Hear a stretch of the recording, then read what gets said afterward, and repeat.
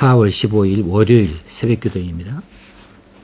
오늘 함께 묵상하실 하나님의 말씀은 야고보서 4장 4절과 5절 말씀입니다. 간음한 여인들아, 세상과 벗된 것이 하나님과 원수됨을 알지 못하느냐. 그런즉 누구든지 세상과 벗이 되고자 하는 자는 스스로 하나님과 원수되는 것이니라. 너희는 하나님이 우리 속에 거하게 하신 성령이 시기하기까지 사모한다 하신 말씀을 헛된 줄로 생각하느냐. 맨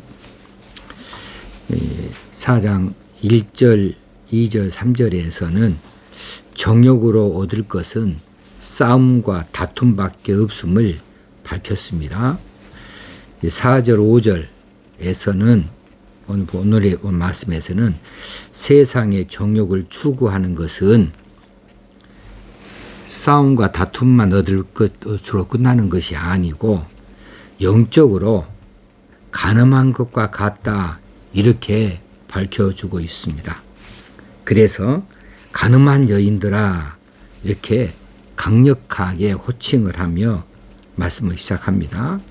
자, 간음한 여인은 원래 뜻으로는 자기 남편을 두고 다른 남자와 부정한 행위를 하는 여자를 가리키지요. 그런데 오늘 본문에서는 이것을 은유적으로 사용을 하고 있습니다. 영적으로 간음한 성도를 말하고 있는 거죠. 성경은 하나님과 그 백성 간의 언약 관계를 말할 때에 남편과 아내의 관계로, 신랑과 신부의 사랑의 관계로 비유를 자주 하고 있습니다.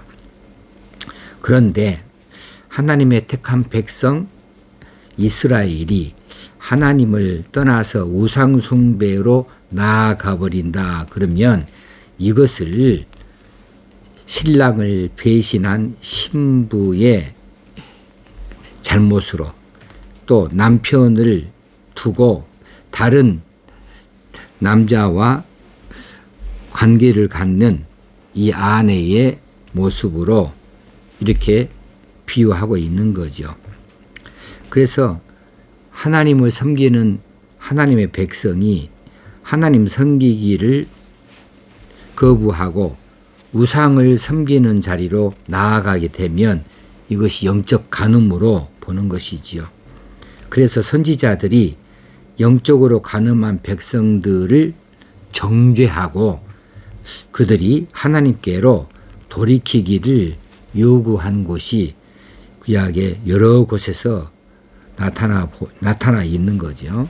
지금 야고보는 지금 자기 자신의 정욕을 위해서 싸우고 다투는 이런 사람들을 향해서 하나님을 버리고 세상과 짝하여 사는 영적 간음자라고 이렇게 확대하여서 지탄하고 있는 겁니다.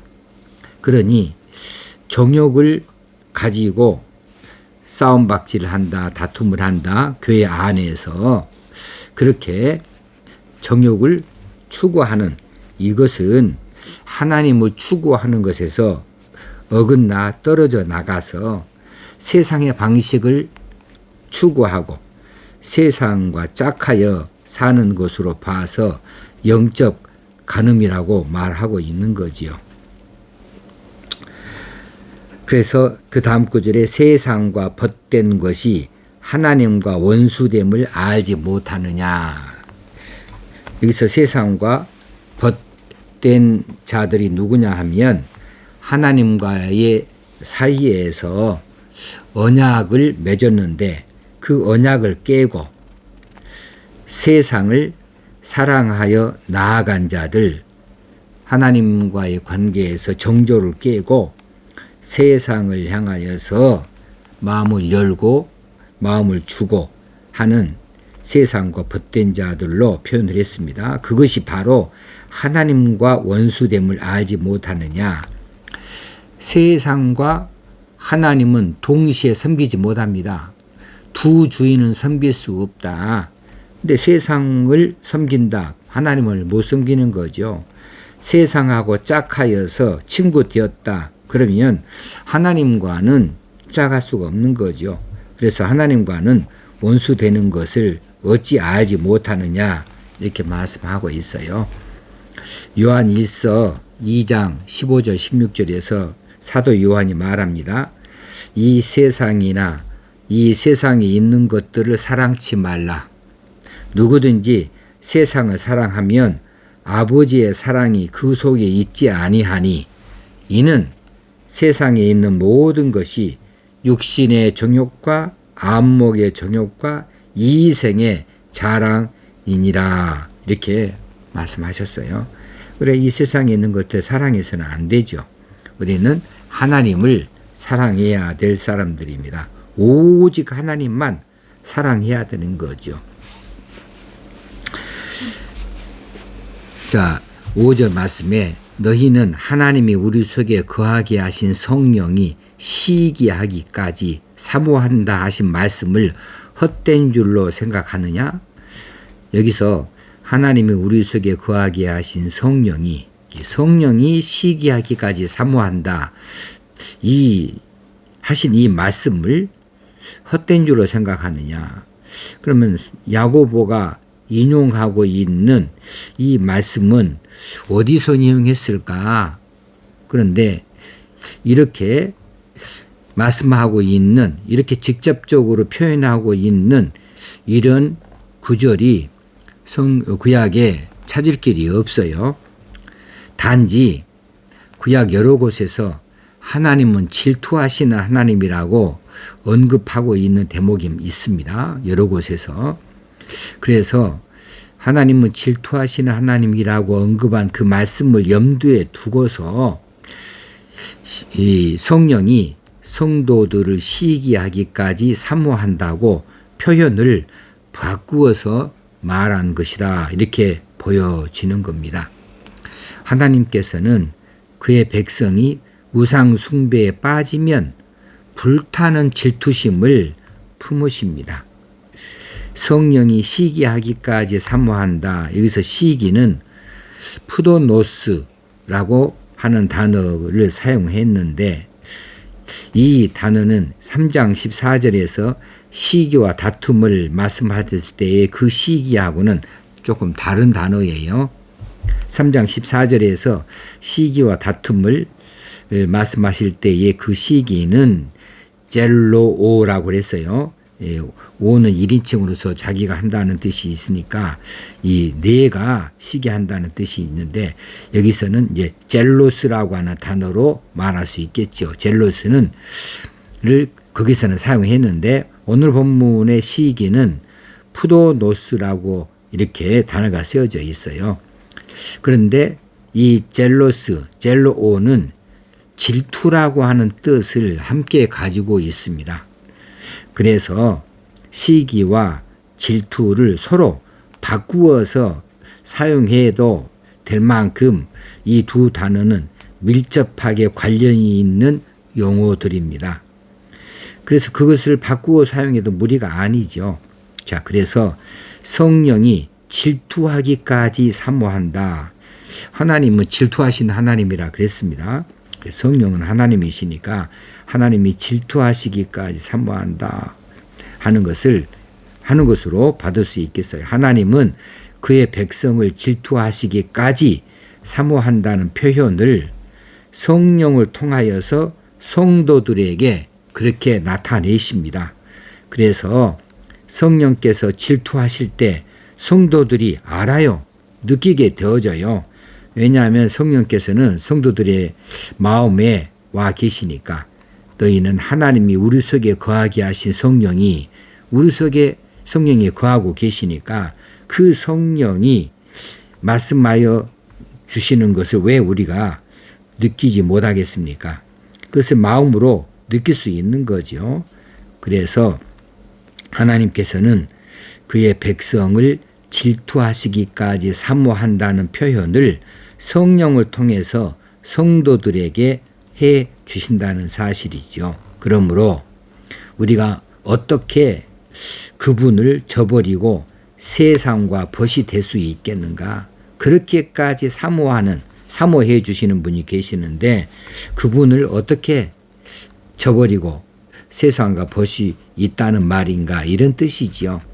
어떻게 이기적으로 정욕과 탐욕을 채우려고 공동체에 분란을 일으키고 형제와 다툴 수 있겠는가 이렇게 앞의 구절하고 연관해서 해석해 볼 수가 있겠습니다.